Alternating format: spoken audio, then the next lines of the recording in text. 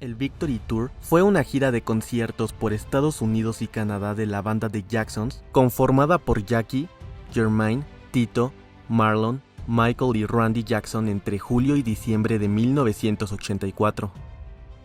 El grupo realizó 55 conciertos ante una audiencia de aproximadamente 2.5 millones de espectadores. Sin embargo, lo cierto es que la mayoría de los asistentes de la gira habían ido para presenciar únicamente las actuaciones de Michael Jackson, cuyo álbum Thriller dominaba el mundo de la música en ese momento. Debido al meteórico éxito individual del rey del pop, la mayoría de canciones en la lista de los shows venían de sus álbumes Off the Wall y Thriller.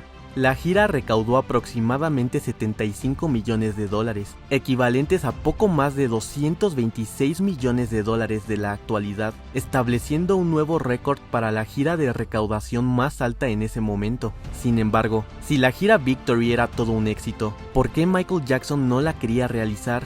¿Qué oscuros detalles esconde la gira Victory?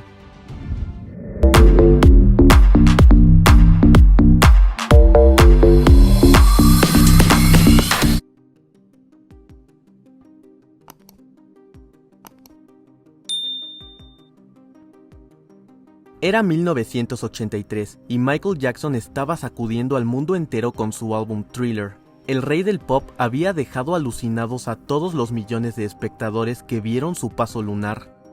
Y sus videos musicales estaban rompiendo las barreras raciales en la televisión.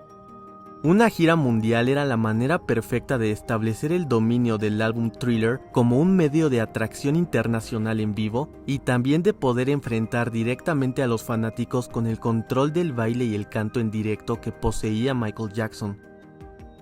Sin embargo, estos planes se vieron interrumpidos por los compromisos que tuvo Jackson con su familia. Su padre, Joe Jackson, había decidido que la mejor manera de enfrentar un éxito tan masivo como el que estaba teniendo Michael era manteniendo a toda su familia unida. Por ello, propuso junto a sus demás hijos la realización de una gira. Idea que no le agradó del todo a Michael, pues él había hecho su álbum Thriller solo y por consiguiente quería realizar una gira en solitario. Posteriormente, fue necesario que Catherine, la madre de Michael, lo persuadiera antes de que finalmente el rey del pop aceptara encabezar la gira. El hermano mayor de Michael, Marlon, afirmó que su hermano menor se había unido a regañadientes a sus hermanos, quienes necesitaban los ingresos económicos mientras que él no. Todo lo anterior no hizo más que aumentar las tensiones entre Michael y sus hermanos. A pesar de lo anterior, durante el mes de julio de 1983, los hermanos Jackson comenzaron a grabar material musical para su próximo álbum, el cual le daría nombre a su siguiente gira, Victory. Para el mes de noviembre de 1983, los hermanos Jackson, acompañados del promotor Don King, anunciaron en una conferencia de prensa los planes que tenían para la realización de una importante gira musical que iniciaría en 1984. Por su parte, Don King había sido contactado por Joe Jackson como promotor de la gira, y este les había ofrecido a los Jackson $3 millones en anticipos por adelantado, iguales a más de 9 millones de hoy en día. Sin embargo, en el momento en que se anunció la gira, los Jackson aún no habían contratado a un promotor para cada uno de los espectáculos. Fue entonces, en la primavera de 1984, cuando Chuck Sullivan, hijo de Billy Sullivan, propietario del equipo New England Patriots de la NFL, viajó a Los Ángeles para ver si podía conseguir que los Jackson eligieran la casa del equipo, el Foxborough Stadium, que también era propiedad de la familia, para los espectáculos del grupo en el área de Boston. Sin embargo, Chuck Sullivan no tenía mucha experiencia en el área de entretenimiento en vivo y apenas había comenzado a organizar conciertos en el estadio para generar ingresos adicionales para el equipo.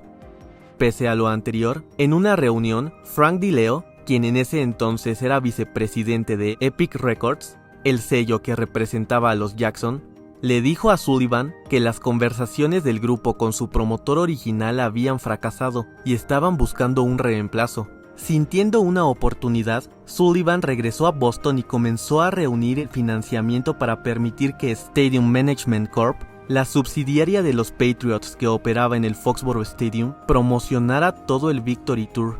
Al comienzo, Sullivan se asoció con Eddie DeBartolo, entonces propietario de otro equipo de la NFL, los San Francisco 49ers, para elaborar una oferta que ofrecía a los Jackson 2/3 de los ingresos brutos de la gira contra unos $40 millones garantizados, alrededor de $120 millones modernos. Sin embargo, DeBartolo se retiró de la oferta cuando empezó a considerar que el acuerdo era demasiado arriesgado. Contrario a lo anterior, Sullivan perseveró solo y, a finales del mes de abril, DiLeo le informó en otra reunión en Los Ángeles que Stadium Management Corp., que nunca había realizado una gira, sería el promotor de la gira de conciertos más esperada del año, que se esperaba recaudar entre $70 y $80 millones. El trato fue muy generoso con los Jackson. Sullivan había acordado que recibirían el 83,4% de los posibles ingresos brutos por entradas, lo que significaba, en términos prácticos, que se pagaría al grupo como si el espectáculo se hubiera agotado, independientemente de si realmente lo haría.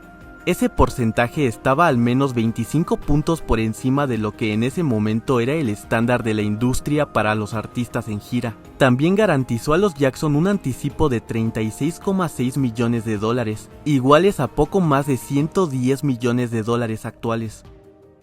Sullivan, de igual forma, puso el estadio Foxborough como garantía de un préstamo de $12,5 millones para pagar la primera cuota poco antes de que comenzara la gira. El saldo debía pagarse 2 semanas después. Para ayudar a sufragar los costos de la gira, los Jackson también buscaron un patrocinador corporativo y estuvieron a punto de cerrar un lucrativo acuerdo con la compañía de alimentos Quaker. Si no fuera porque Don King ya había firmado un contrato con Pepsi. Parte del trato arreglado por King era que Michael, quien no bebía Pepsi, tendría que hacer 2 comerciales de televisión. Sin embargo, y para disgusto de Don King, el rey del pop se aseguró de que su rostro apareciera mínimamente en pantalla para evitar sobreexponer su imagen. Posteriormente, durante el rodaje de uno de los 2 comerciales, Michael sufrió quemaduras de segundo y tercer grado en el cuero cabelludo cuando un efecto pirotécnico falló y le prendió fuego a su cabellera. El cantante rápidamente fue hospitalizado e intervenido quirúrgicamente. Pese a ello, Jackson desafortunadamente no pudo tomarse el tiempo necesario para recuperarse por completo, pues tenía una agenda que no podía parar. Muchas personas dependían de él y había millones de dólares en juego. Michael necesitaba estar listo para poder liderar una gira que cada vez se aproximaba más. Para el día 2 de julio de 1984, tan solo 4 días antes del primer espectáculo de la gira, Epic Records lanzó al mercado el álbum Victory, cuyas canciones que lo conformaban, irónicamente, no formarían parte de la lista de temas que serían interpretados en la gira del mismo nombre, pues el Victory Tour se centró más en aprovechar el enorme éxito individual de Michael, y por ello la mayoría de canciones que se interpretarían pertenecían a los discos Off the Wall y Thriller. Era un hecho, Michael no quería realizar la gira Victory, él quería que el mundo lo percibiera como un artista solista, y ya no quería ser visto como un miembro de los Jackson 5. Pese a ello, si el rey del pop iba a participar en la gira, esta tendría que estar al nivel del artista que había conseguido vender más discos que nadie en el planeta. El escenario del tour, diseñado por el propio Michael, fue uno de los más altos, con una medida equivalente a un edificio de 5 pisos. También fue uno de los más caros jamás montados. Todo fue acompañado por 2000 luces con varios tonos coloridos que permanecían suspendidas sobre el recinto. En total, el peso del decorado y el equipo superaba las 340 toneladas. El personal de la gira estaba conformado principalmente por Michael Jackson, como voz y figura principal. Su hermano menor, Randy Jackson, se desempeñaba como cantante, aunque principalmente estaba en la percusión y tocaba el teclado. Jermaine Jackson figuró también como cantante y era el encargado de tocar el bajo. Tito Jackson se encargó de tocar la guitarra y prestó su voz para acompañar los temas musicales. Marlon Jackson también contribuyó prestando su voz para cantar y en la percusión, y el mayor de los hermanos Jackson, Jackie, también contribuyó en la percusión y como cantante. Además de Randy, en los teclados también se encontraban Roddy Kaplan, Pat Leonard y Jay Winding. Los guitarristas de la gira eran David Williams y Greg Wright, y de la batería se encargaba Jonathan Moffett. Con todos ellos, el Victory Tour ya tenía su estructura musical armada. La introducción de los espectáculos comenzaba con un acto basado en la popular historia de la espada en la piedra. Este consistía en la aparición de 5 criaturas grandes y jorobadas, de aspecto desagradable llamadas Cretons. Los Cretons realizaban su aparición marchando por el oscuro escenario mientras una melodía siniestra y fúnebre comenzaba a sonar. En breve, la profunda voz de un narrador comenzaba a relatar lo siguiente. Long, long ago, the Cretan people walked this earth. They held the people captive as slaves in bondage, bringing evil and ruin to what was good. These are the Cretan people. Posteriormente, apartada de la oscuridad, en el centro del escenario se encontraba una brillante piedra con una gran espada medieval clavada. Es en ese momento cuando un grupo de caballeros de tiempos pasados llegan con la intención de tirar de la empuñadura de la espada para liberarla de la roca. Whoever would pull this sword from the stone would be king. For years and years, it was prophesied that a mighty one would come and pull the sword from the stone and destroy the Cretan people. This one would be called Great, most holy and powerful. His kingdom shall be a kingdom that will never be brought to ruin. It will last a time indefinite, till time indefinite. But who would pull the sword from the stone? Hasta el momento, todos menos uno de los caballeros han intentado sin éxito tirar de la espada, y es en ese instante cuando el último caballero es el que consigue retirar la espada mágica de la roca. Enseguida, y al sentirse amenazados, la gente de Cretan huye, a excepción de uno de ellos, quien permanece en el sitio para enfrascarse en una batalla contra el caballero. Posteriormente, el Cretan es derrotado y el caballero retira su casco para revelarle al público que en realidad es Randy Jackson. Arise all the world and behold the kingdom!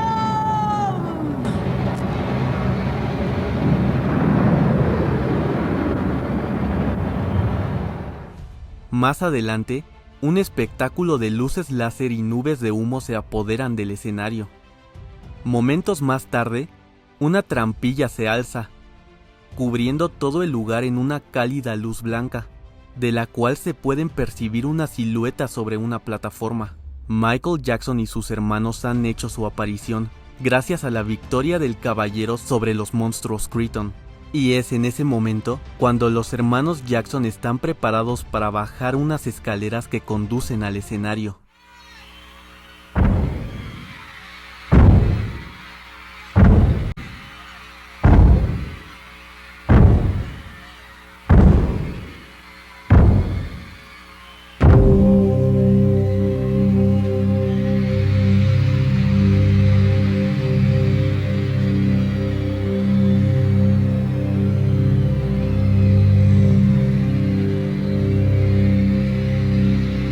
Una vez que los hermanos Jackson se encontraban en el centro del recinto, el concierto está listo para dar inicio.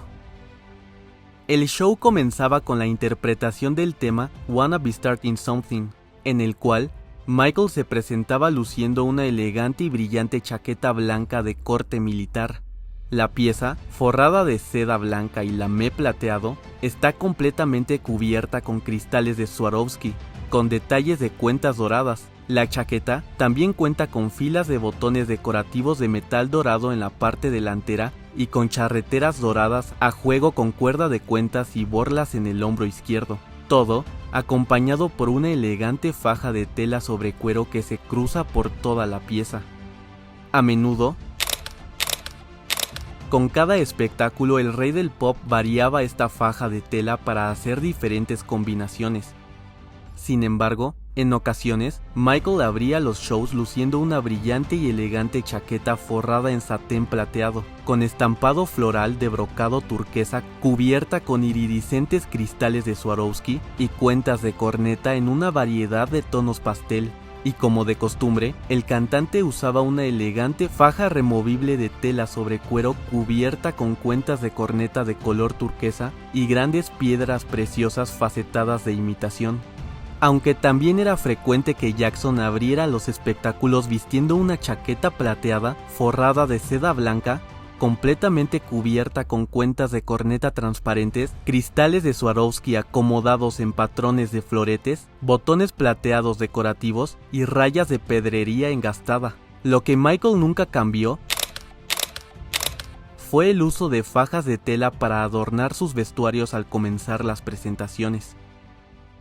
Posteriormente, el concierto continuaba con el tema Things I Do For You, que Michael cantaba generalmente usando una camisa hecha de seda blanca. La prenda presenta cuentas de corneta, cristales y pedrería engastados que se caen en cascada desde los hombros, así como en los puños y el cuello. Más adelante, la canción Off the Wall se encargaba de hacer bailar a toda la audiencia. Momentos después, los primeros acordes de la canción Ben comenzaban a sonar. Sin embargo, Michael interrumpía la canción y de esta manera, el rey del pop presentaba su popular tema Human Nature.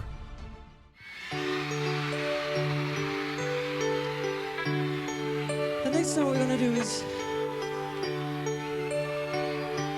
one of my favorite songs. It's Academy Award nomination and a Golden Globe Award winner.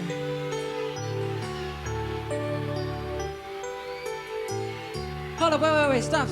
Ho!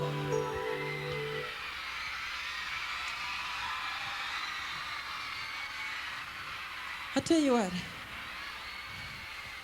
let's do something. I want to do something a little different tonight, okay? I'm gonna give you one of my favorite songs.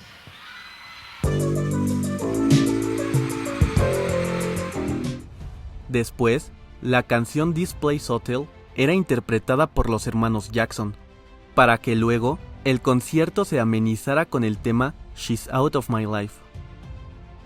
El espectáculo continuaba con un popurrí de canciones dedicado a Jermaine Jackson, por lo que Michael salía de escena y su hermano mayor tomaba el control del show interpretando las canciones Let's Get Serious, You Like Me, Don't You, que en ocasiones era sustituida por Dynamite, y por último, Tell Me I'm Not Dreaming, a dueto con Michael, quien en ocasiones se presentaba al acto luciendo una camisa de lamé plateado completamente cubierta con cristales de Swarovski y cuentas de corneta transparentes. Luego, un popurrí dedicado a los Jackson 5 daba inicio con los temas I Want You Back, The Love You Save y I'll Be There. Para seguir con el espectáculo, Michael Jackson interpretaba su popular éxito de 1979, Rock With You. Más adelante, el tema Lovely One era tocado por los hermanos Jackson, para después seguir con el movido ritmo de Working Day and Night, en donde el rey del pop se mostraba luciendo un vestuario naranja iridiscente de cuerpo completo. Cuando la canción llegaba a su final, el hermano menor del rey del pop, Randy, se colocaba una siniestra y misteriosa máscara plateada y comenzaba a perseguir a Michael por todo el escenario. Cuando los dos hermanos llegaban al centro del lugar, una misteriosa música comenzaba a sonar, y de las vigas del escenario, dos gigantes y amenazantes arañas mecánicas descendían dirigiéndose hacia Michael y el misterioso enmascarado. Con docenas de brillantes focos en cada una de sus 8 largas patas y un parpadeante ojo púrpura en el ápice de estas, las espeluznantes criaturas intentaban capturar a un aterrorizado Michael. En breve, el rey del pop cae sobre el escenario completamente aterrado, mientras una de las arañas usa sus 8 patas para encerrar al cantante. Aturdido, entre las garras de la enorme araña mecánica, Michael se desmaya en el suelo del escenario. Instantes después, una plataforma tipo losa se eleva desde el suelo del escenario y levantaba el cuerpo inconsciente de Michael. Randy, quien todavía tiene la espeluznante máscara puesta, se quita una plateada capa y la usa para cubrir a su colapsado hermano al estilo de un mago. Después, Michael, aún cubierto por la plateada capa, comienza a flotar por el escenario mientras las arañas mecánicas lentamente desaparecen por las vigas de donde surgieron al principio. El cuerpo de Michael sigue elevándose, suspendido sobre el recinto. Entonces, Randy se posiciona delante de la capa que cubre al rey del pop, quien sigue suspendido en el aire, y con un rápido y dramático movimiento de mago, Randy tira de la capa y un dispositivo pirotécnico estalla, arrojando una brillante luz sobre el escenario para revelar que Michael se ha desvanecido en el aire. Momentos después, una explosión de pirotecnia desde el otro lado del escenario se hacía presente, y una carga explosiva abría una especie de elevador, y desde el interior, Michael Jackson junto a su hermano Marlon irrumpían para dar paso a la canción Beat It, número en donde el rey del pop se mostraba usando una chaqueta de cuero rojo inspirada en la que usó para su video musical, pero con la diferencia de lucir completamente brillante. Todo puesto sobre una camisa sin mangas de seda y spandex azul, cubierta en la parte de enfrente, con miles de cuentas de corneta rojas, blancas, azules y negras en un diseño abstracto y amorfo. Sin embargo, a veces Michael sustituía esta camisa por una con un diseño casi idéntico, solo que con la diferencia de presentar un color blanco como base. Posteriormente, Michael Jackson presentaba el mega éxito mundial Billie Jean, luciendo su ya clásica chaqueta cubierta con lentejuelas negras, que en ocasiones presentaba una insignia real bordada. Y para finalizar con los conciertos, los hermanos Jackson interpretaban el popular tema Shake Your Body Down to the Ground, que concluía con Michael Jackson y sus hermanos haciendo una reverencia al público y abandonando el escenario, terminando con uno de los más sofisticados y espectaculares shows de la cultura popular en ese momento. El Victory Tour también destacó en la carrera de Michael Jackson como uno de los eventos musicales en donde el rey del pop mostró más cambios y variaciones en su vestuario.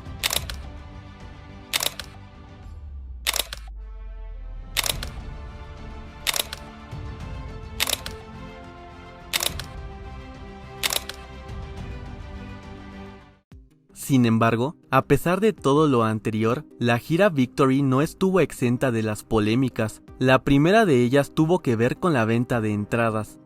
Don King, Sullivan y el padre de los Jackson, Joe, habían ideado una manera de generar ingresos adicionales a partir de la venta de entradas, que consistía en que cualquiera que quisiera asistir a los shows tendría que enviar un giro postal por $120, iguales a poco más de $360 actuales, junto con un formulario especial a una lotería para comprar bloques de 4 boletos con un valor de casi $30 por cada uno. Lo anterior es equivalente a $90 de hoy.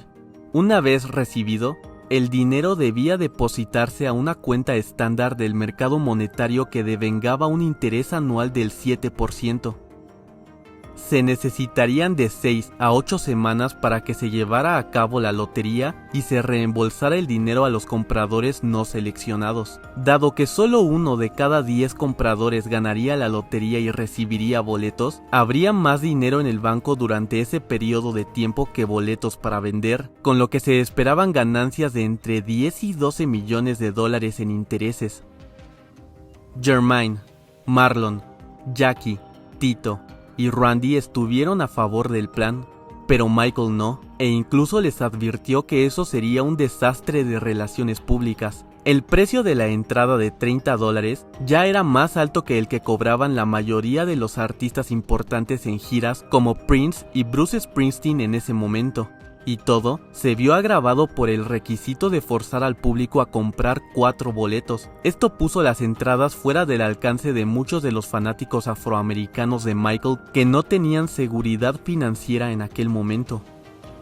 También se unieron muchos comentaristas de los medios de comunicación para criticar a los Jackson por el plan. Pese a ello, a finales de junio, cuando los periódicos publicaron el formulario para obtener entradas para el primer espectáculo en Kansas City, los fans hicieron largas filas en las tiendas antes de que abrieran para comprarlos. A pesar de todo lo mencionado, el codicioso plan en el sistema de ventas de entradas llegó a su final rápidamente cuando una fan de 11 años le hizo llegar a Michael una carta donde se quejaba del abusivo método de venta de boletos. Por ello, un día antes del primer show de la gira, el rey del pop celebró una conferencia de prensa en la que comunicó cambios en la organización del tour y también anunció sus planes de donar todas sus ganancias por las actuaciones de la gira a organizaciones benéficas. A lot of people are having trouble getting tickets. The other day I got a letter from a fan in Texas named LaDonna Jones. She'd been saving her money from odd jobs to buy tickets. But with the current tour system, she'd have to buy 4 tickets. And she couldn't afford that. So we've asked our promoter to work out a new way of distributing tickets, a way that no longer require the money ordered. I've asked our promoter to end the mail order ticket system as soon as possible so that no one will pay money unless they get a ticket. Finally, and most importantly, there's something else I am going to announce today. I want you to know that I've decided to donate all my money I make from the performance to charity. Posteriormente, se modificaron los procedimientos de comercialización de entradas, pero todas las ventas continuaron realizándose por correo a excepción de los 6 shows finales, y el precio de casi $30 por boleto se mantuvo durante todos los espectáculos. Por otro lado, LaDonna Jones, la pequeña fanática que envió su carta de queja, recibió un trato VIP en uno de los conciertos de la gira llevado a cabo en la ciudad de Dallas. La gira había vendido lo que entonces era un número récord de entradas a pesar del alto precio. Los espectáculos de apertura fueron ampliamente cubiertos por los medios nacionales y se agotaron las entradas. Cualquiera que vea este programa será una mejor persona en los años venideros, dijo Don King a los medios de comunicación antes del primer concierto en Kansas City. King también mencionó que Michael Jackson ha trascendido todos los límites terrenales. Cada raza, color y credo está esperando esta gira. El Victory Tour arrancó en Estados Unidos en la ciudad de Kansas City, en donde los hermanos Jackson ofrecieron 3 espectáculos los días 6, 7 y 8 de julio de 1984 en el Arrowhead Stadium. Más adelante, el Victory Tour se trasladó a la ciudad de Dallas en Texas, en donde se abrieron 3 fechas los días 13, 14 y 15 de julio en el Texas Stadium. Cabe mencionar también que fue en la ciudad de Dallas en donde el famoso guitarrista Eddie Van Halen acompañó al rey del pop en el escenario durante la interpretación de la canción Beat It. Posteriormente, la gira llegó a la ciudad de Jacksonville, en Florida, en donde se llevaron a cabo 3 shows los días 21, 22 y 23 de julio en el Gator Bowl Stadium. Sin embargo, serían 5 conciertos los que desempeñarían Michael Jackson y sus hermanos en la ciudad de Nueva York. 3 de ellos, los días 29, 30 y 31 de julio, se celebraron en el Giants Stadium, y los 2 restantes tuvieron lugar en el Madison Square Garden los días 4 y 5 de agosto de 1984. La ciudad de Knoxville, en Tennessee, fue la siguiente parada de la gira Victory, con 3 actuaciones en el Neyland Stadium los días 10, 11 y 12 de agosto. Días después, los Jackson se dirigieron a la ciudad de Detroit, en el estado de Michigan, para llevar a cabo 3 espectáculos en el Pontiac Silverdome los días 17, 18 y 19 de agosto. Para los días 25 y 26 de agosto, Michael Jackson y sus hermanos regresaron a Nueva York para ofrecer 2 conciertos en la ciudad de Orchard Park en el Rich Stadium. La ciudad de Filadelfia fue el próximo destino del Victory Tour, con 2 actuaciones realizadas los días 1 y 2 de septiembre en el estadio John F. Kennedy. El Mile High Stadium, ubicado en Denver, Colorado, fue el próximo recinto en donde los hermanos Jackson llevaron a cabo 2 espectáculos los días 7 y 8 de septiembre. Días después, la gira Victory llegó a Canadá, haciéndose presente con 2 conciertos los días 17 y 18 de septiembre en la ciudad de Montreal, en Quebec, en el Estadio Olímpico. 3 días después, los Jackson regresaron a Estados Unidos para abrir 2 fechas los días 21 y 22 de septiembre en el Estadio Memorial Robert F. Kennedy, ubicado en Washington, D.C. 6 días después, el Victory Tour volvió a la ciudad de Filadelfia para presentar 2 conciertos los días 28 y 29 de septiembre de 1984. En breve, los hermanos Jackson viajaron nuevamente a Canadá, pero ahora realizaron 3 actuaciones en la ciudad de Toronto, los días 5, 6 y 7 de octubre en el Canadian National Exhibition Stadium. Para los días 12, 13 y 14 de octubre, la gira Victory regresó a Estados Unidos para ofrecer 3 shows en la ciudad de Chicago en el estadio de béisbol Comiskey Park. La ciudad de Cleveland, en Ohio, fue la próxima parada de la gira, en donde se abrieron 2 fechas los días 19 y 20 de octubre en el estadio municipal. El siguiente destino de los Jackson fue la ciudad de Atlanta en el estado de Georgia, donde brindaron 2 conciertos los días 26 y 27 de octubre. El estadio Orange Bowl, ubicado en la ciudad de Miami, fue la siguiente parada de la gira Victory, con 2 espectáculos brindados los días 2 y 3 de noviembre. 6 días más tarde, Michael Jackson ya estaba brindando actuaciones junto a sus hermanos los días 9 y 10 de noviembre en el Astrodome de la ciudad de Houston. Posteriormente, Canadá volvería a recibir el Victory Tour los días 16, 17 y 18 de noviembre en la ciudad de Vancouver. Más adelante, los hermanos Jackson regresaron a Estados Unidos y fue en la ciudad de Los Ángeles, en California, donde ofrecieron 6 conciertos con entradas agotadas en el Dodger Stadium. El primero de ellos celebrado el día 30 de noviembre, para después seguir las actuaciones restantes los días 1, 2, 7, 8 y 9 de diciembre. Para este punto, la gira Victory le había hecho ganar a los hermanos Jackson y al promotor Don King jugosas cantidades de dinero, por lo que estaban planeando llevar los espectáculos a Europa y Australia. Sin embargo, todos esos planes se vinieron abajo cuando durante la última fecha de la gira Victory, el día 9 de diciembre de 1984, Michael Jackson decidió anunciar al final del show, para sorpresa de sus hermanos, que esa sería la última vez que actuarían todos los Jackson juntos.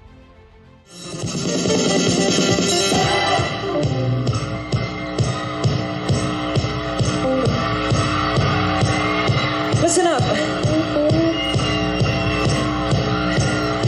I'd like to say this is our last and final tour. And I think this is our farewell tour. Y'all been wonderful. It's been a long 20 years, and we love you all.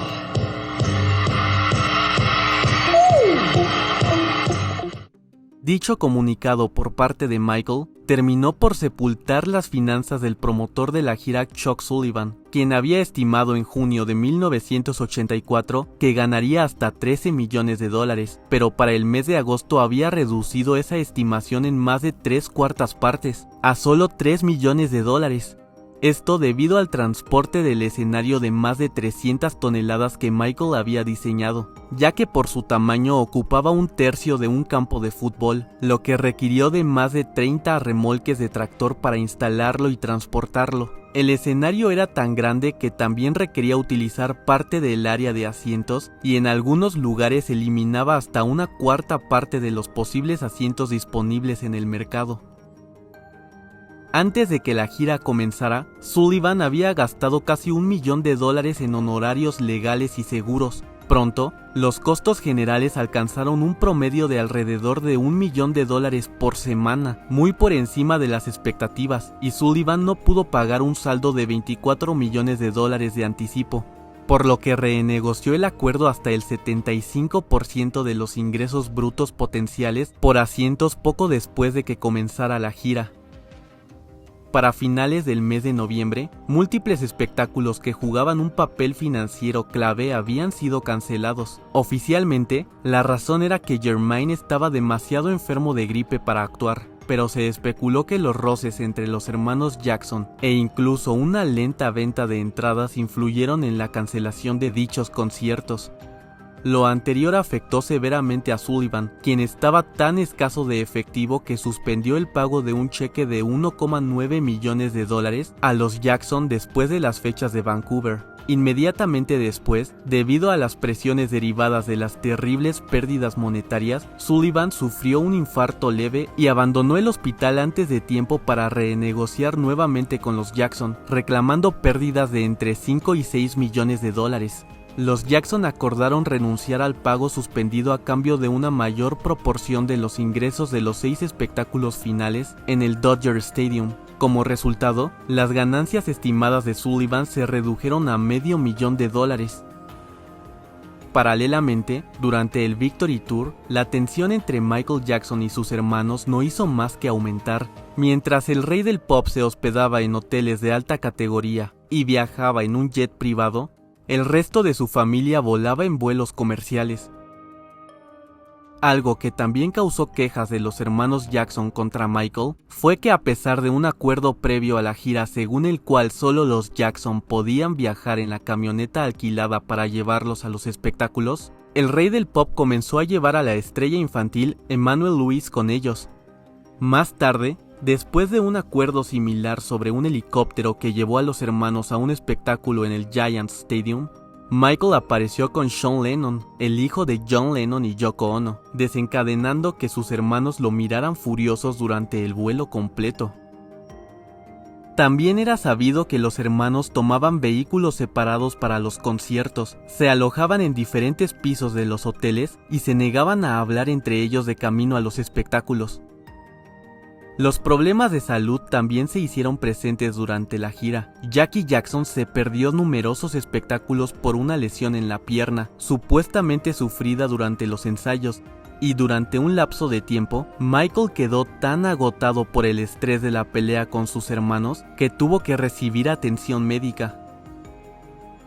A pesar de todo, los Jackson y Don King habían ganado dinero.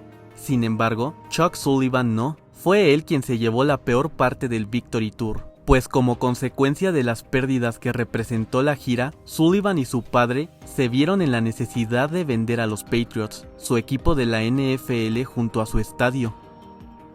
Al final, las estimaciones de las pérdidas de Stadium Management Corp, la compañía de Sullivan, oscilaron entre los 13 y 22 millones de dólares, cifras equivalentes a entre 39 y 66 millones de dólares de hoy en día.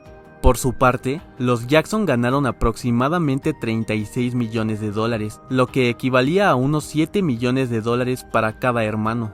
Michael, quien era el único que no necesitaba el dinero, como lo había prometido, donó su parte de las ganancias de la gira, iguales a poco más de 18 millones de dólares contemporáneos, a 3 organizaciones benéficas, incluida la Fundación T.J. Martell para la leucemia y detección del cáncer, el United Negro College Fund y el campamento Ronald McDonald. Si bien Michael Jackson nunca quiso realizar el Victory Tour, lo cierto es que a largo plazo, esta gira le sirvió como base para cimentar los elementos que harían de sus futuras giras los mejores espectáculos en la industria del entretenimiento. Y pese a todos los problemas, el desempeño energético que el rey del pop brindó durante las actuaciones de la gira estaba a un nivel tan superior que incluso excedía el mostrado en sus giras como solista. Pero si algo dejó en claro la gira Victory, fue que Thriller quizás es el único álbum en el mundo que se pudo dar el lujo de no tener una gira musical como apoyo y aún así transformarse en el disco más vendido de todos los tiempos. Pero tú, ¿qué opinas? ¿Hubieras preferido que Michael Jackson hubiera hecho una serie de conciertos dedicados a su álbum Thriller en lugar de realizar la gira Victory? Te estaremos leyendo. No te olvides de suscribirte y de seguirnos en todas nuestras redes sociales para que no te pierdas de más contenido relacionado con el rey de la música pop, Michael Jackson. Un abrazo y hasta después.